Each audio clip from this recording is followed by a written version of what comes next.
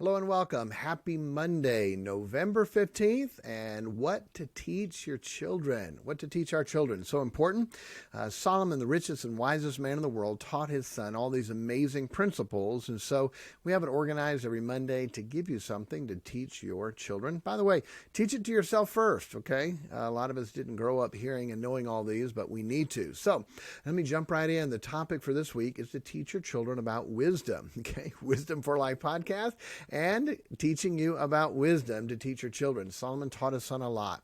71 times he taught him about wise, 54 times wisdom, 12 times prudent, which is wise all the time, 137 times wise, wisdom, or prudent, and then 61 times fools, and foolish, okay? Almost 200 times concerning wisdom and fools. So it's really important. Wisdom is the right exercise and use of knowledge. It is knowing what to do and having the power to do it. If you listen to this podcast, you hear that often, all right?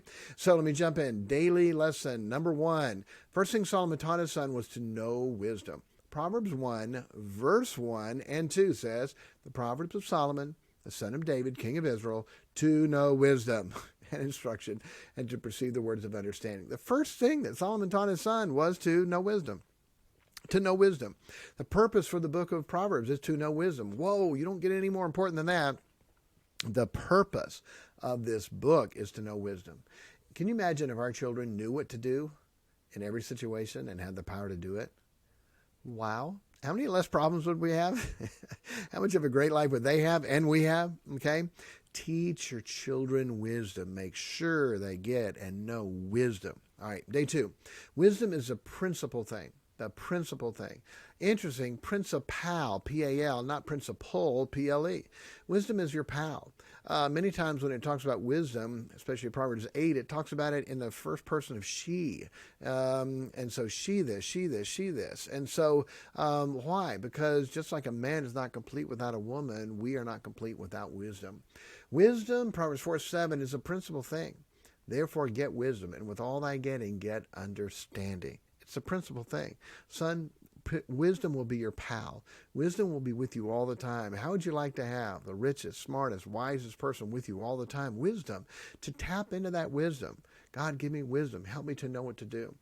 Day 3, wisdom is better than rubies and gold and silver. By the way, I'm giving you just a short principle here, but when you go through these, think about a story, a testimony. Think about something that you can tell them. Give them an illustration concerning them and their life. Make it real and practical to them. All right, day 3, wisdom is better than rubies and gold and silver. Proverbs 8:11. For wisdom is better than rubies, and all the things that may be desired are not to be compared to it. Boy, it's a big lesson. Hey, son, what's the most important thing you want? Oh, I want a car. What's the most important thing? I want money. What's the most important thing you could have or get? Guess what? Wisdom is more important. There are other verses that say wisdom is more important than silver and gold, but here it says wisdom is better than rubies, and all the things that may be desired are not to be compared to it. How many things? All things. Son, listen carefully. There's nothing that you desire that's bigger and more important than wisdom. Son, you've got to have wisdom. You got to have wisdom, okay? So the rest of the week, a few lessons a day on how to get it. First, you talk about how important it is. It's your pal. It's the first thing Solomon taught his son. It's better than rubies and gold and silver and anything you want. Day 4, how should we get wisdom? Seek it early. Proverbs 8:11, I love them that love me, and those that seek me early shall find me.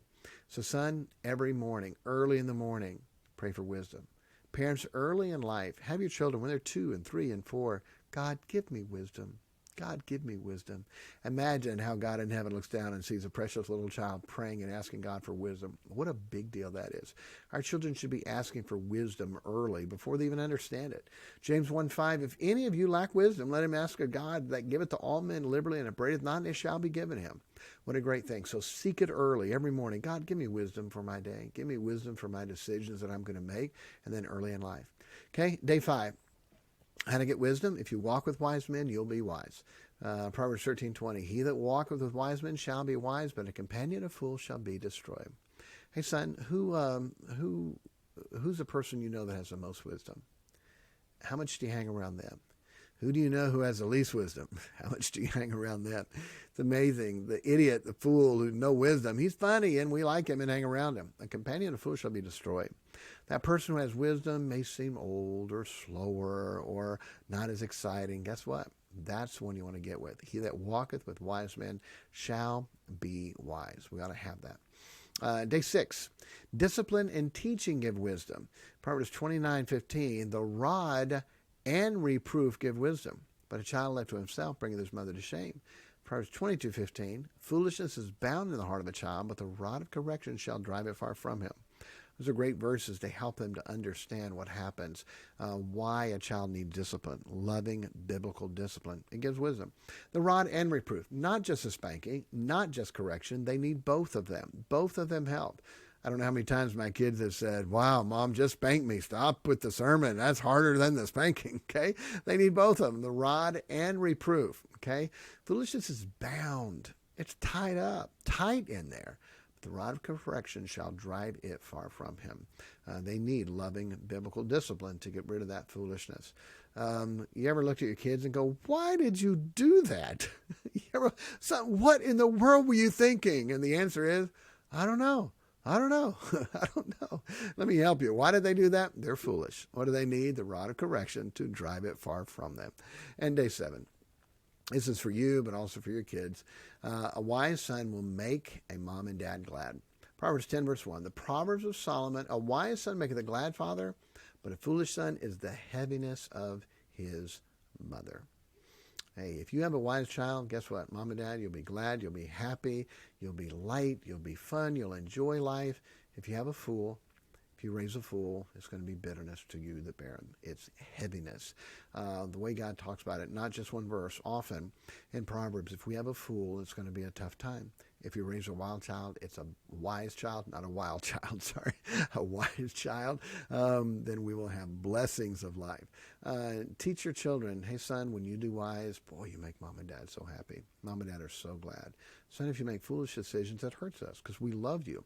And we know these foolish decisions are going to mess up and destroy your life. All right.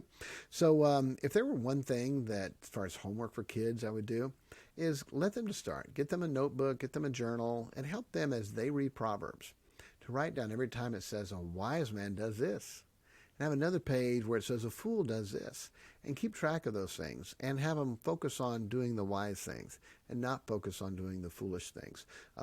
You have the best opportunity to have the best child that could ever be done if our children get wisdom and are not foolish. All right?